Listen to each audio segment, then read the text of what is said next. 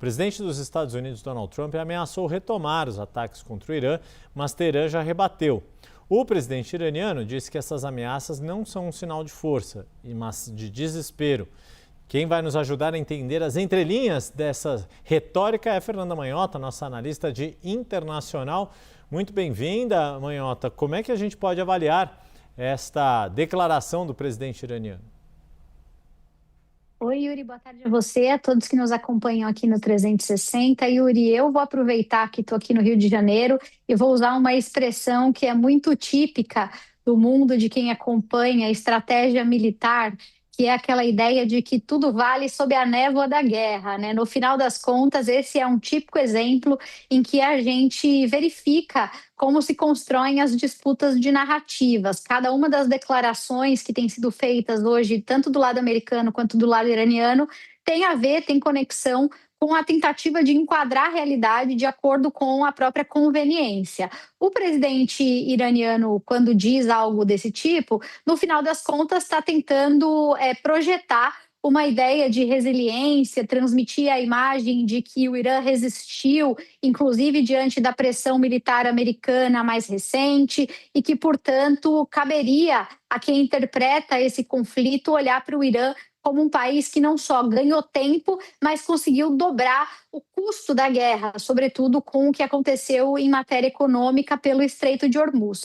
Do outro lado, o presidente Trump, quando ameaça novos ataques, está tentando, de alguma maneira, apresentar a superioridade militar americana e colocar isso a serviço, né, de um instrumento de coerção. No final das contas, o que o presidente Trump tenta fazer pela via da ameaça é manter a pressão sobre o Irã para tentar obter algum tipo de concessão sem necessariamente escalar o conflito do ponto de vista prático. A gente está num momento bastante particular desse conflito, Yuri, não só de um cessar-fogo muito frágil, como já temos discutido aqui, mas também da própria compreensão sobre se ele acabou ou não, e em eventualmente tendo acabado, como muita gente defende, inclusive o próprio secretário de Estado dos Estados Unidos, né, disse ao Congresso que o conflito já teria, sob a ótica americana, se encerrado. Quem foi o vencedor? Essa é a pergunta que vem logo depois que a gente discute o encerramento de um conflito.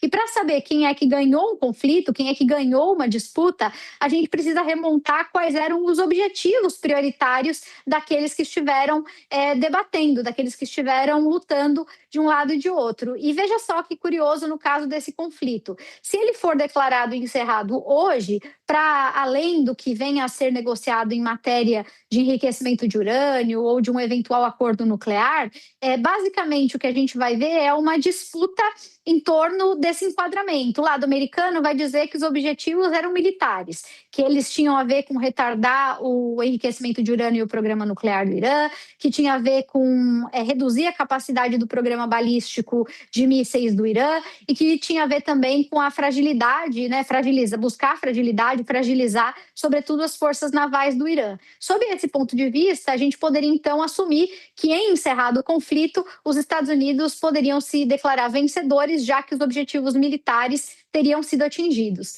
Do outro lado, veja só, os iranianos podem reivindicar a vitória, alegando que, embora tenha havido, do ponto de vista tático e operacional, essas perdas momentâneas, o objetivo político, que era a derrubada do regime, de fato não aconteceu, de fato não logrou êxito. E, portanto, o Irã, mesmo mais enfraquecido militarmente, teria conquistado uma espécie de vantagem contra os Estados Unidos no campo econômico e mantido o seu regime, o que, do ponto de vista de uma potência regional ou de uma potência média, seria significativo, né? Colocar a superpotência de joelhos de alguma maneira. Então, veja só, estamos nós aqui, mais uma vez, falando sobre como na política internacional construir discurso e moldar narrativas faz toda a diferença, viu, Yuri? Todo mundo pode ter razão, ainda que os dois lados digam coisas completamente diferentes. É isso, um pouquinho, a gente junta um pouquinho da razão de cada um, descarta a parte que não tem razão, porque, como sabemos, né, aquele clichê que de fato é verdadeiro, a verdade é a primeira vítima